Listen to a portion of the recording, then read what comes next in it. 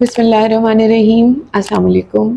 امید ہے آپ سب خیریت سے ہوں گے۔ آج کے اس ویڈیو میں ہم ڈسکس کرنے جا رہے ہیں کیا کوئی ایسے نیچرل طریقے ہیں کہ جن پہ عمل کر کے ہسبینڈ وائف بیٹا یا بیٹی کا تعین خود کر سکیں۔ اس چیز کو شروع کرنے سے پہلے، اس ڈسکشن کو شروع کرنے سے پہلے میں آپ کو ایک آیت بتانا چاہوں گی۔ مفہوم اس کا یہ ہے کہ اللہ تعالیٰ جسے چاہتا ہے بیٹے، جسے چاہتا ہے بیٹیاں، اور جسے چاہتا ہے دونوں بیٹے بھی اور بیٹیاں بھی عطا فرماتا ہے، اور جسے چاہتا ہے اسے بانجھ رکھتا ہے۔ بے شک اللہ تعالیٰ بہتر جاننے والا ہے اور ہر چیز پہ قدرت رکھنے والے ہیں۔ پہلی بات تو یہ کہ اس چیز کا تعین اللہ تعالیٰ نے کرنا ہے کہ آپ کے لیے بیٹا مناسب ہے یا بیٹی، یا دونوں، یا کچھ بھی نہیں، اور بے شک اللہ بہتر ہی جاننے والا ہے۔ اب آتے ہیں سائنس کی طرف۔ سائنس کے مطابق عورتوں میں جو بچہ پیدا کرنے والے سیلز ہیں ان کو ہم ایگ یا اووم کہتے ہیں، وہ سب کے سب ایک جیسے ہوتے ہیں۔ اس میں سے بیٹا پیدا کرنے والے اور بیٹی پیدا کرنے والے سیل الگ الگ نہیں ہوتے، جبکہ مرد میں دو طرح کے جرمز ہوتے ہیں یا دو طرح کے سپرمز ہوتے ہیں، ایک وائی والے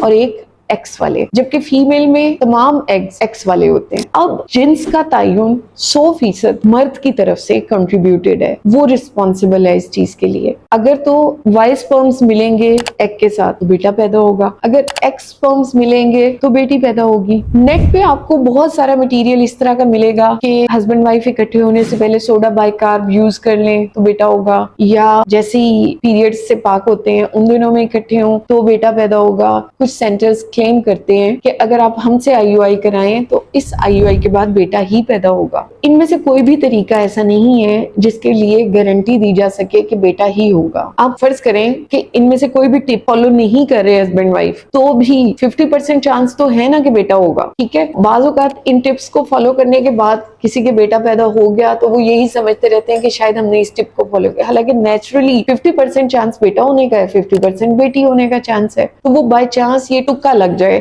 وہ اس کو کریڈٹ چلا جاتا ہے کہ اس ٹپ کی وجہ سے ایسا ہوا ہے، ایسا کچھ نہیں ہے۔ اب آتے ہیں کہ وہ کون سا طریقہ ہے کہ جس سے کنفرم بیٹا کیا جا سکتا ہے کہ بیٹا ہی پیدا ہو۔ وہ ہے ٹیسٹ ٹیوب بیبی کے ذریعے پیدا ہونے والے بچے کی جینڈر سلیکٹ کی جا سکتی ہے، اگر ہسبینڈ وائف کی یہ خواہش ہو تو۔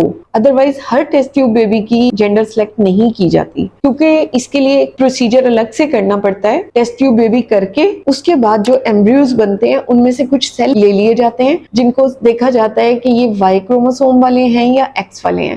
تو اگر تو وہ بیبی بوائے والے ایمبریوز ہوں تو وہ ٹرانسفر کر دیے جاتے ہیں، اور اگر وہ گرل والے ہوں تو وہ نہیں ٹرانسفر کیے جاتے۔ بیسیکلی یہ PGD بنا تھا بچوں میں موروثی بیماریوں کا رسک دیکھنے کے لیے کہ اگر تو بچے کے اندر کوئی ڈیزیزز ہیں تو اس ایمبریو کو ٹرانسفر نہ کیا جائے۔ لیکن ہمارے انڈیا اور پاکستان میں بیٹا اور بیٹی کا فرق ابھی تک قائم ہے، اور لوگ بہت کانشیس ہوتے ہیں کہ بیبی بوائے ہو، اور کچھ لوگوں کے کچھ پرابلمز ہوتے ہیں جن کی وجہ سے بیبی بوائے ہونا ضروری ہوتا ہے۔ تو ان لوگوں کے لیے ایک ہی کنفرم میتھڈ ہے کہ وہ PGD کے ذریعے، ٹیسٹ ٹیوب بیبی کے ذریعے جینڈر سلیکشن کنفرم کر سکتے ہیں۔ باقی سارے جسٹ ٹوٹکے ہیں، ٹپس ہیں، لگ گیا تکا تو لگ گیا، نہیں تو نہیں، ان کا کوئی فائدہ نہیں ہے، اور اس کی کاسٹ بہت زیادہ ہے، تقریباً 10 سے 15 لاکھ تک ہے، اور کچھ سینٹرز یہ کر رہے ہیں۔ امید ہے آپ کو یہ بات کلیئر ہو گئی ہوگی کہ اگر آپ نے جینڈر سلیکشن کنفرم کرنی ہے تو صرف ایک طریقہ ہے، وہ ہے PGD، اور اگر